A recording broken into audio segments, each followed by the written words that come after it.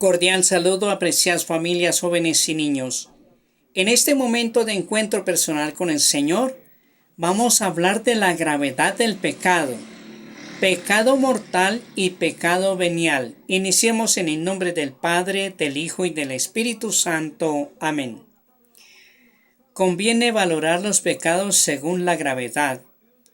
La distinción entre pecado mortal y venial, perceptible ya en la Escritura, se ha impuesto en la tradición de la Iglesia, la experiencia de los hombres la corroboran.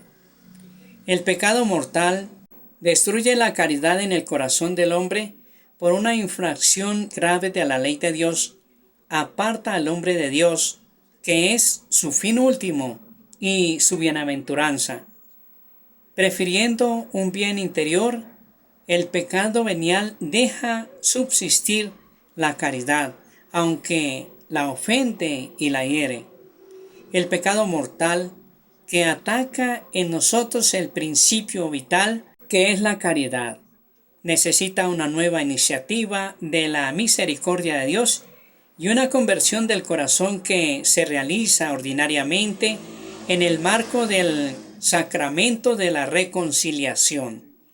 Cuando la voluntad se dirige a una cosa de suyo, contraria a la caridad por la que estamos ordenados al fin último, el pecado por su objeto mismo tiene causa para ser mortal, sea contra el amor de Dios, contra la blasfemia, el perjurio, etc., o contra el amor del prójimo, como el homicidio, el adulterio, etc. En cambio, cuando la voluntad del pecador se dirige a veces a una cosa que contiene en sí un desorden, pero que sin embargo no es contraria al amor de Dios y del prójimo, como una palabra ociosa, una risa superflua, etc. Tales pecados son veniales. Para que un pecado sea mortal se requiere 3 condiciones. Es pecado mortal lo que tiene como objeto una materia grave y que además es cometido con pleno conocimiento y deliberado consentimiento. La materia grave es precisada por los 10 mandamientos según la respuesta de Jesús al joven rico. No mates, no cometas adulterio, no robes, no levantes testimonio falso, no seas injusto, honra a tu padre y a tu madre. Evangelio de San Marcos capítulo 10 versículo 19. La gravedad de los pecados es mayor o menor. Un asesinato es más grave que un robo. La cualidad de las personas lesionadas cuenta también.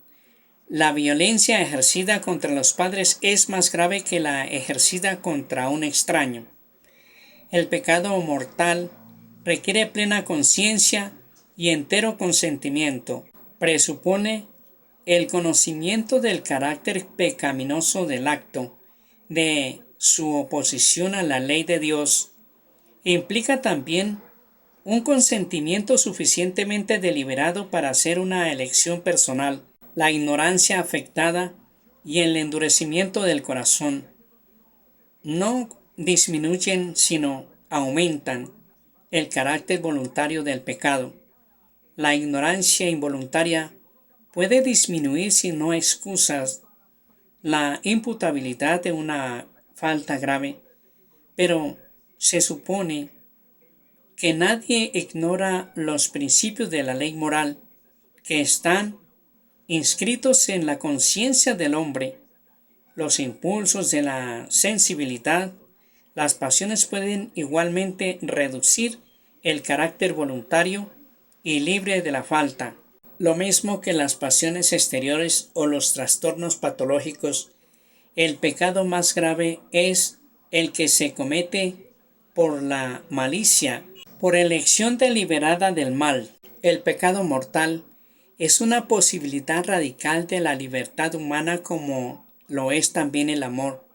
Entraña la pérdida de la caridad y la privación de la gracia santificante, es decir, del estado de gracia, si no es rescatado por el arrepentimiento y el perdón de Dios, causa la exclusión del reino de Cristo y la muerte eterna del infierno. De modo que nuestra libertad tiene poder de hacer elecciones para siempre sin retorno. Sin embargo, aunque podamos juzgar que un acto es en sí una falta grave, el juicio sobre las personas debemos confiarlo a la justicia y a la misericordia de Dios. Se comete un pecado venial cuando no se observa en una materia leve la medida prescrita por la ley moral, o cuando se desobedece a la ley moral en materia grave, pero sin pleno conocimiento o sin entero consentimiento. El pecado debilita la caridad, entraña un afecto desordenado a bienes creados, impide el progreso del alma en el ejercicio de las virtudes y la práctica del bien moral. Merece penas temporales. El pecado venial deliberado y que permanece sin arrepentimiento nos dispone poco a poco a cometer el pecado mortal. No obstante, el pecado venial no nos hace contrarios a la voluntad y a la amistad divinas. No rompe la alianza con Dios. Es humanamente reparable con la gracia de Dios. No priva de la gracia santificante, de la amistad con Dios, de la caridad, ni por tanto de la bienaventuranza eterna. El hombre, mientras permanece en la carne, no puede evitar todo pecado, al menos los pecados leves. Pero estos pecados que llamamos leves, no los consideres poca cosa. Si los tienes por tales, cuando los pesas, tiembla cuando los cuentas.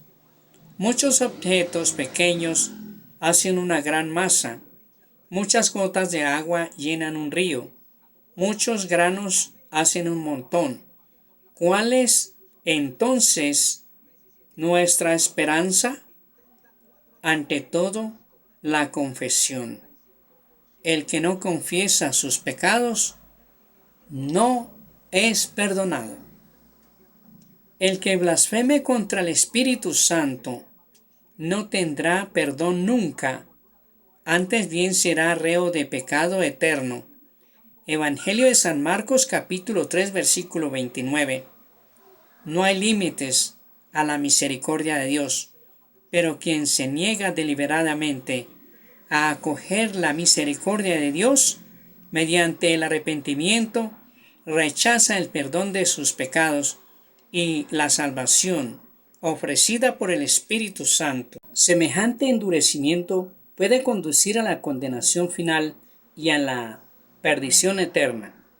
Para gloria del Padre, del Hijo y del Espíritu Santo, el Señor nos bendiga y nos guarde de todo mal, nos conceda la gracia de vivir en su paz y su amor, y nos guarde para la vida eterna. En el nombre del Padre, del Hijo y del Espíritu Santo. Amén.